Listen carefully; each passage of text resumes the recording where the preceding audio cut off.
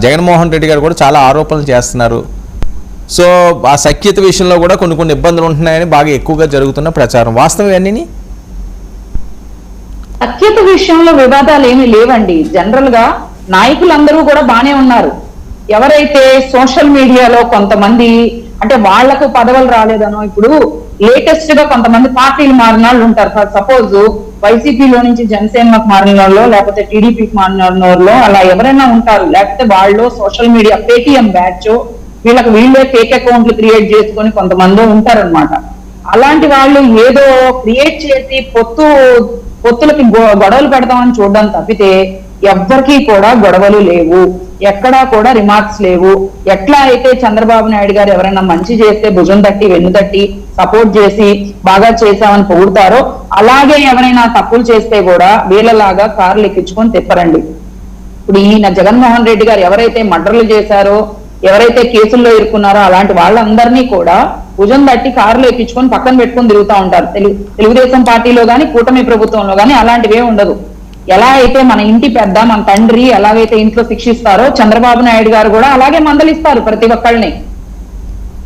దాన్ని దృష్టిలో పెట్టుకొని సోషల్ మీడియాలో అదొక టాపిక్ గా లేకపోతే అదే ఒక చర్చగా దాని గురించి మాట్లాడుకోవడం కూడా అనవసరం. ఇప్పుడు ఇంట్లో నలుగురు ఉంటేనే నలుగురు నాలుగు విధాలుగా ఉంటారు. అలాంటిది ఆంధ్ర రాష్ట్రంలో ఎంతో మంది ఉన్నారు. ఎవరో ఒకళ్ళు తప్పు చేశారని చెప్పి కూటమి ప్రభుత్వం ఏమీ విడిపోదు. కూటమి ప్రభుత్వం గురించి విమర్శలు చేసే స్థాయిలో అయితే జగన్మోహన్ రెడ్డి గారు కానీ, లేకపోతే వాళ్ళ ప్రభుత్వంలో ఉన్న కార్యకర్తలు కానీ ఇంకొకళ్ళు కానీ లేరు. మాట్లాడితే మైకుల ముందుకు వచ్చేసేసి ప్రెస్ వాళ్ళు పిలవగానే వస్తున్నారు కదా అని ఆ రోజా గారు ఏం మాట్లాడతారో కూడా ఆవిడకి అర్థం కాదు. ఆవిడ ఏ పార్టీకి వెళ్ళండి సపోర్ట్ చేసింది, ఏ పార్టీకి వెళ్ళి తమిళనాడు ఎలక్షన్ లో సపోర్ట్ చేశారండి.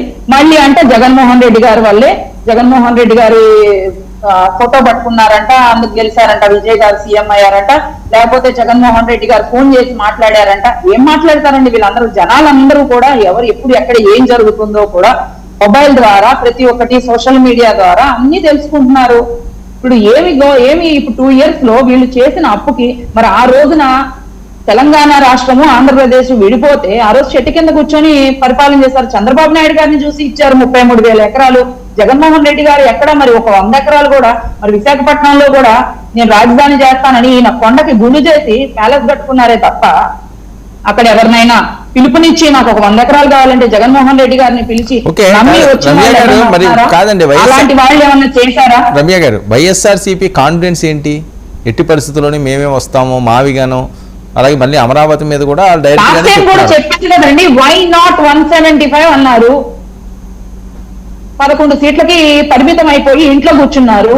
కనీసం ఇప్పుడు ఆయన ఒక ఎమ్మెల్యే, ప్రతిపక్ష నేత కూడా కాదు. వాస్తవాలు మనం మాట్లాడుకోవాలంటే వర్మ గారు ఆయన ఒక ప్రతిపక్ష నేత కూడా కాదు. ఆయన కేవలం ఎమ్మెల్యే మాత్రమే. ఆయనకి ఓట్లేసి గెలిపించిన ప్రజల కన్నా న్యాయం చేయమనండి. అక్కడ ఏం సమస్యలు ఉన్నాయి, అక్కడ ఏం అవసరాలు ఉన్నాయి, అక్కడ ఇంకా ఏం కంపెనీలు తీసుకురావచ్చు, ఇలాంటి సలహాలు ఇవ్వమనండి. ఇలాంటివి ఇవ్వకుండా ఇలాంటి వాటి గురించి మాట్లాడకుండా ఏంటండి ఆయన వచ్చి ఏంటేంటో మాట్లాడుకుంటా ఆ పెద్ద ఆయన్ని పట్టుకొని ఆయన వయసుకు కూడా కనీసం మర్యాద ఇవ్వకుండా మావిగన్ అంటే గుండెపోటు వచ్చిపోతారే ఏం మాట్లాడుతున్నారండి? ఒక సీఎం స్థాయి వ్యక్తి మాట్లాడండి అలాంటివి.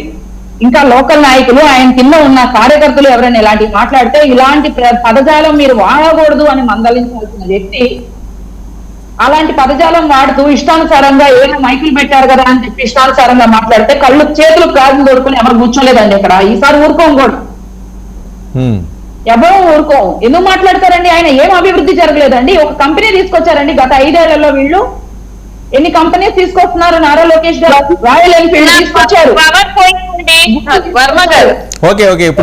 దాని గురించి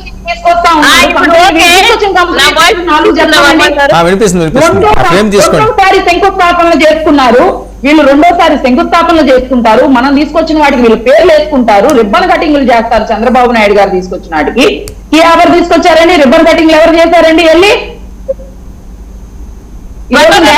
తీసుకొచ్చారు. 2,500 ఎంతో మందికి ఉపాధి కల్పించారు. వీళ్ళందరికీ ఉపాధి కల్పించినట్టే కదా యువతకి. ఎవరికైతే చెప్పండి వర్మ గారు. ఓకే, ఏంటి అమరావతి పరిస్థితి ఏంటండి? అమరావతి మీద ఎక్కువ ఫోకస్ పెడుతున్నారు ఈయన. అమరావతి మీద ఒక్కదాని మీదే ఫోకస్ పెట్టట్లేదండి. ఎందుకంటే మనం లాస్ట్ 2014 ముందు మనం హైదరాబాద్ ని కోల్పోయాం. ఒక చోట డెవలప్మెంట్ ఉండడం వల్ల ఆంధ్ర రాష్ట్రము వెనకబడిపోయింది అనే ఉద్దేశంతో వైజాగ్ డెవలప్ చేస్తున్నారు, చిత్తూరు సైడ్ డెవలప్ చేస్తున్నారు. ప్రతి ఒక్క చోట డెవలప్ చేసుకుంటూ ప్రతి ఒక్క చోట యువతకు ఉపాధి కల్పించాలని చెప్పేసి ప్రతి ఒక్క చోట డెవలప్ చేసుకుంటున్నారు. దాంతో పాటుగా అమరావతిని కూడా డెవలప్ చేస్తున్నారు. మరి అది రాజధానిగా ప్రకటించినప్పుడు మరి దాన్ని డెవలప్ చేసుకోవాలి ఖచ్చితంగా. దాని మీద ఫోకస్ చేసేదని పైగా మనం వీళ్ళు మాట్లాడతారు పెట్రోల్ డీజిల్ అంటే ట్యాంకర్లు అమరావతికి తోలుతున్నారంట. ఏం చేస్తారండి అక్కడికి తోలి? ఏం చేస్తారండి? అంత పెట్రోల్ అంత డీజిల్ ఏం చేసుకుంటారండి అమరావతిలో? లాస్ట్ టైం అట్లాగే గ్రాఫిక్స్ అని మాట్లాడారు. అదే రైతులు అన్నారు గ్రాఫిక్స్ అయితే గ్రాఫిక్స్ దగ్గరకు వచ్చి దూకండి అని మాట్లాడారు. మరి ఈ రోజున అమరావతి అని అంటే అమరావతి అది ఇదని చెప్పి ప్రచారాలు చేశారు కొన్నాళ్ళు.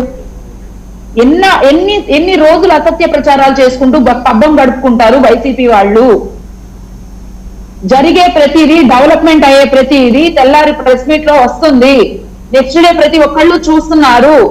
ఇవిడ మాట్లాడతారు 3 సిలిండర్లు వస్తున్నాయి అని. 3 సిలిండర్లు వస్తున్నాయి, రావట్లేదని చెప్పమానండి. ఎంతో మందికి సిలిండర్లు వచ్చినాయి. మరి ఉచిత బస్సు వచ్చింది, అన్న క్యాంటీన్లు రన్ అవుతున్నాయి. పెన్షన్ 4000 ఇస్తామన్నాము, ఎవరికైతే 6000 ఇస్తామన్నా అందరికి పెన్షన్స్ ఇస్తున్నారు. ఏం జరగలేదని ఒక్కొక్కటి ఇచ్చుకుంటూ వస్తున్నారు. ఒకేసారి ఇవ్వాలంటే బడ్జెట్ లో ఉండాలి కదా. లక్షల అప్పులు చేసిపోయారు కదా వీళ్ళు. ఓకే ఓకే సుజాత గారు, సో ఇందాక ఏదో చెప్తున్నారు మీరు. మల్లేశ్వర్ గారు అంటారు పోసాని గారిని ఎవరో అంటే సోషల్ మీడియాలో ఎవరో కామెంట్స్ పెట్టారు, దాని మీద ఆయన కోపం వచ్చి పవన్ కళ్యాణ్ గారిని తిట్టారంట. ఇదేం లాజిక్ సార్? నాకు అర్థం కాదు. రోజుకు 10 మంది మా ఒక్కసారి మా సోషల్ మీడియా ఖాతాల్లో చూసుకుంటే గనక ఇష్టం వచ్చినట్టు బూతులు తిడుతూ ఉంటారు. దానికి మేము వెళ్ళి జగన్మోహన్ రెడ్డి గారి కుటుంబ సభ్యులను తిడుతున్నామా? ఇదేమైనా పద్ధతేనా అసలు? ఆవిడ మాట్లాడే మాటలకు ఏదన్నా అర్థం ఉందా? సరే, ఇంకా వైసీపీ వాళ్ళ వాదనలు అంతా అలాగే అడ్డగోలు వాదనలు ఉంటాయి అనుకోండి. ఇంకొక విషయం, మల్లేశ్వరి గారు అంటున్నారు జగన్మోహన్ రెడ్డి గారు అడిగిన వాటికి సమాధానం చెప్పట్లేదంట. ఆయన ఏం ప్రశ్నలు అడిగారమ్మా? అసలు ప్రజల గురించి ప్రజల పక్షాన ఎప్పుడన్నా మాట్లాడింది ఒకటి చూపించండి.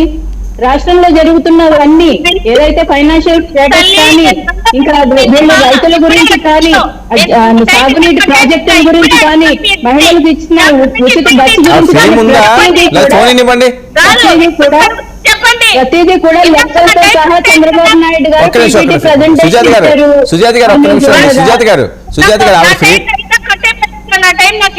ఇప్పుడే అడుగుతాను వాళ్ళిద్దరిని. కాదండి, అసలు ఏది మీ ఫ్రేమ్ ఏది? మీ పవర్ లేదండి.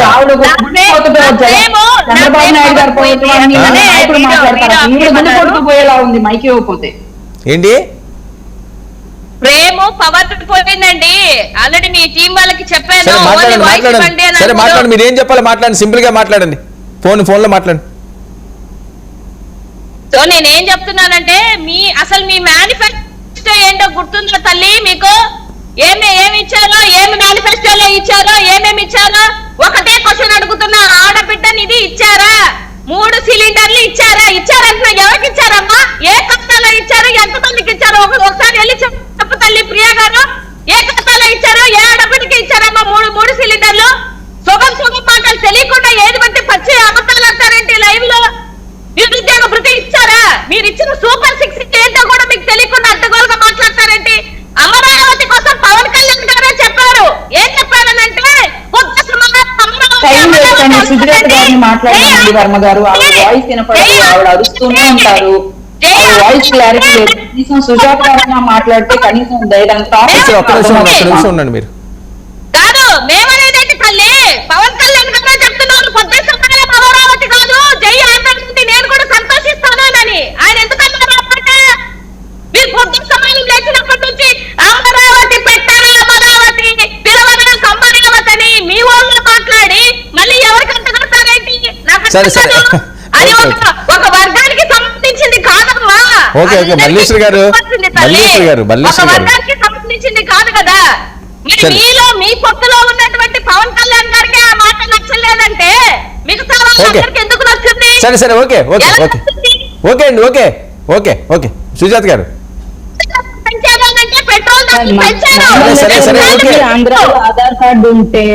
ఆంధ్రాలో ఆధార్ కార్డు ఉంటే వెళ్ళి బస్సు ఎక్కమనండి. ఉచిత బస్సు ప్రయాణం దొరుకుతుందో లేదో తెలుస్తుంది.